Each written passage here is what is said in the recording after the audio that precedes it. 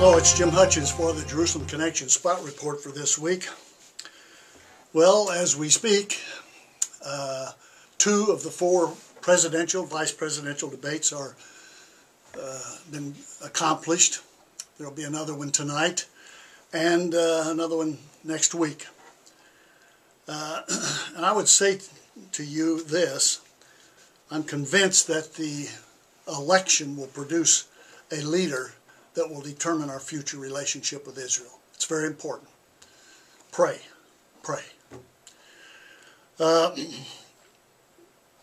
the spokesmen that represent Israel in different venues, one of the most articulate, informing that I'm aware of is the Israeli ambassador to the United States, Michael Oren. In a recent article in the Boston Globe newspaper, he said, "In America, all events, domestic and foreign, are currently seen through the prism of the presidential elections. In Israel, though, our prism is not political, but existential, that is to say, the very existence of Israel at stake. Iran's irrational rulers daily pledge to wipe us off the map, while rapidly producing the nuclear capability to do it. Can they be stopped? If we ask ourselves, and if so, by whom? And is there still time?" One Iranian spokesman just said this past week that all we need to annihilate Israel is 24 hours and an excuse, and they will destroy Israel. Ambassador Oren concludes his article by saying, "The same extremists who recently attacked American embassies with grenades and automatic rifles could be armed and with automatic weapons." As we look at Israel today, it is surrounded. Hamas in the south with weapons that have been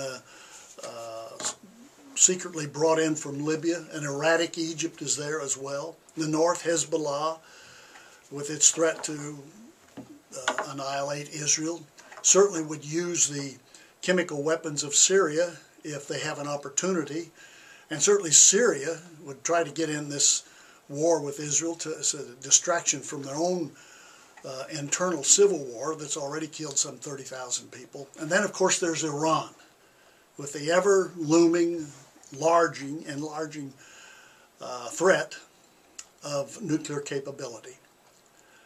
I'm reminded of the passage from Zechariah 12. You've heard me refer to this before. If this is not the next prophetic event to take place, it's among the top 3.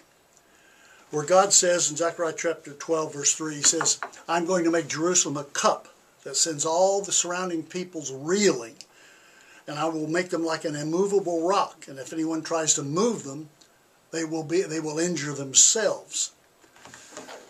Israel is surrounded. And with that, I'm reminded of the famous saying of Colonel Chesty Puller. He was a Marine commander during the Korean War, later retired as a lieutenant general. But in the Battle of the Chosin Reservoir in Korea, Chesty Puller's battalion was surrounded by 10 Chinese divisions. And in Chesty's own remarkable way, this was his analysis that he gave to his men. And I quote him, "Those poor bastards, they've got us right where we want them. We can fire in any direction now. We're surrounded, and that simplifies things." Don't you love it? Well, that's the situation that Israel will soon find itself. The stage is being set for that. But the end of that story in Zechariah chapter 12 is, "I will make the leaders of Judah like a fire pot in a wood pile, like a flaming torch among sheaves, and they will consume right and left all the surrounding peoples, and Jerusalem will remain intact." Hallelujah. Hallelujah. Our God reigns.